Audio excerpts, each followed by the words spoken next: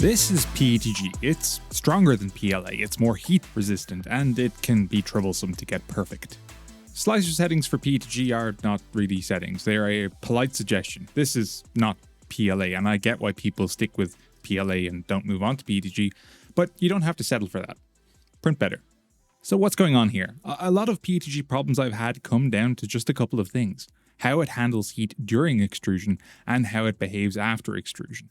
And it's hard to predict sometimes because PETG can vary wildly. And it is why I sometimes hate PETG. Let's talk about that and why doing this is the worst thing you can do when starting to print PETG. Firstly, why even print with PETG? PLA works fine, right? So summer is coming up, and any of you who have printed a PLA part and put it in a car on a hot summer's day, yeah, you know the horror. You don't get a part back, you get a modern art interpretation of that part. It'll deform, especially if it's under load. PETG won't do that, or normally won't. If you print with thin walls, it just might do that. But PETG is a good choice overall for a little bit more heat resistance. You could also use ABS, but if you do have an open bedslinger type printer, yeah, you could choose PETG. It's suitable. And it's not like it's expensive anymore. We have 12 euro kilo spools now, and it's not just one brand. We have multiple brands with spools under 15 euro. And if you don't like that special PETG sheen, you can get matte PETG. They're also getting cheap. And PETG can last quite a long time outside. I printed this over a year ago, and it has been through sun, snow, and storm, and it seems to be doing fine. The ductility is perfect. There's no brittleness at all. However, it was not printed like this, not like this. It was actually printed like this. It has permanently bent out of shape because it was under load for like a year. This is mechanical creep, and PETG does this with extreme proactiveness. But if you do start to print with PETG, then you need to consider a few things for your settings. PETG is very sensitive to heat and cooling, but not really in the way that ABS and nylon are. Nylon will warp and layers will split when cooling is uneven, because cooling parts are transitioning from a hot, amorphous, melted, jumbled phase to a cooler, solidified, semi-crystalline phase where they partially align in an orderly manner. That cooling process causes stresses as it solidifies, and you get shrinking, warping, layer cracking, bad layer adhesion. And you get the same with ABS. ABS is actually amorphous, but it shrinks so much when it cools. So you get the same thing, basically. Now, this happens to PETG, but it's far less dramatic because PETG doesn't shrink that much as it cools, and it's essentially amorphous. Sort of. The PET part is semi-crystalline, but the glycol disrupts that crystallinity, and yeah, it doesn't really know what it is. It's a filament in an identity crisis. It's like an Irish Protestant or a gay Republican. So it doesn't lock into a crystalline order when it solidifies, so warping, shrinking, and such isn't a problem normally, but it manifests in more creative and personal ways, and today I want to talk about 3 specific ways. The first is first layer dye swell. The second is drag, and the third is color inconsistency. Dye swell happens because the polymer is under pressure, stress, and shear as it moves through the hot end. And this shear stress actually makes it less viscous as it moves through the hot end, but once it's extruded from the nozzle, its compressed state recovers elastically into like a big blob. This happens to all filament, but the more elastic it is, the more dramatic the swell. And this swell is pretty rough for the first layer. It's expanding into the build plate, so it tends to make adhesion a lot more intense, and that can be pretty problematic. At best, this causes a tricky removal. At worst, it will cause damage to the print and potentially your build plate, which is a very expensive way of learning that your PETG and PEI are now in a committed relationship. Good for them. There is no auto fix for this, and there is no leveling system that can account for this. Often, you need to fix this yourself. But there is a very simple fix, and it's a Z offset. And the Z offset increases or decreases the distance from your nozzle to the build plate. In Orca Slicer and Orca Forks, this is very easy. Just open the filament settings, go to the Advanced tab, and include this line in the filament start G-code. I have literally changed it to a value of positive 0.05 millimeters, which is tiny. But between 0.05 and 0.1 is normally enough to get a good first layer that is easy to remove and not a safety risk to your build plate. It being a positive number means the distance is increased, and if you had a minus in there, it will decrease the distance. Be careful. In Bamboo Studio, you unfortunately can't do it per filament. You have to edit the print or start G-code by finding the G29.1Z command.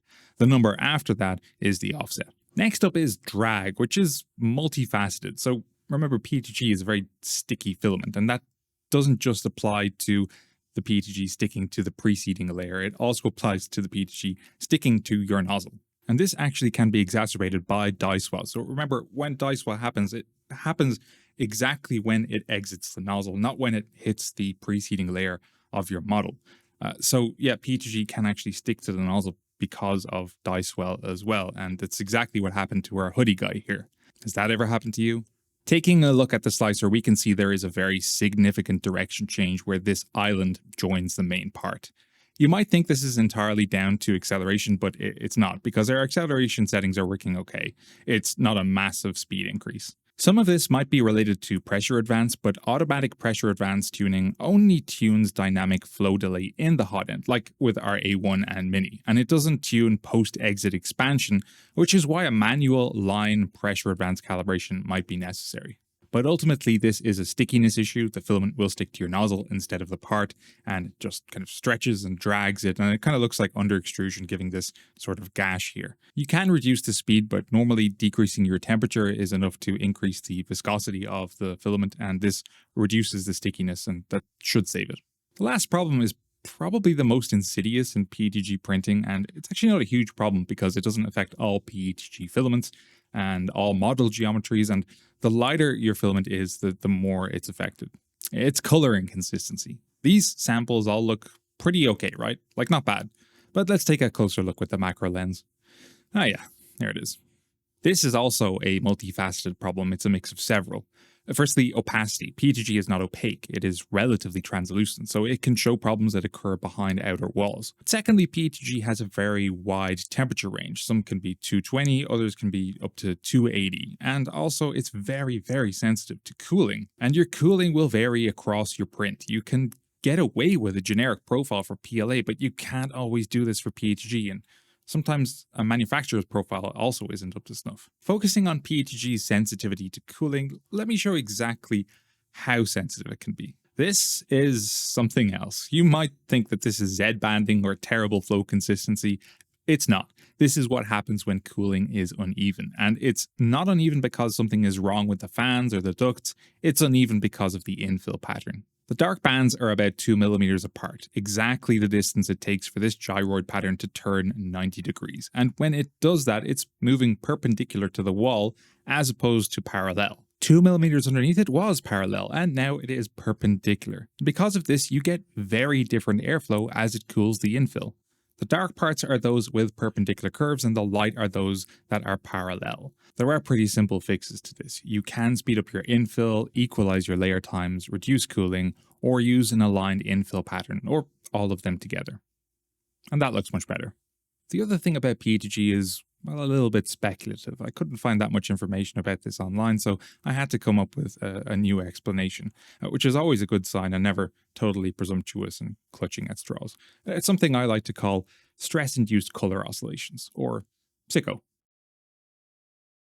We'll work on the name. When you melt PETG in the hot end and extrude it, you get die swell. That die swell is dependent on the shear experienced in the hot end, which is dependent on the force or flow from the extruder.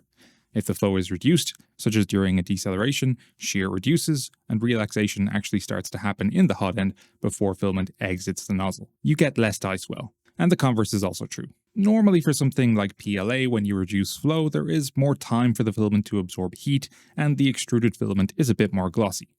When you haven't got the right temperature and cooling with PETG, and that happens, you get the opposite. You get dark parts for slowdowns and lighter parts for speedups, even if the rate of change of flow is the same, even if the geometry is the same, even if the infill doesn't affect it. This isn't primarily due to die swell. It's still all about cooling, but the die swell exacerbates it.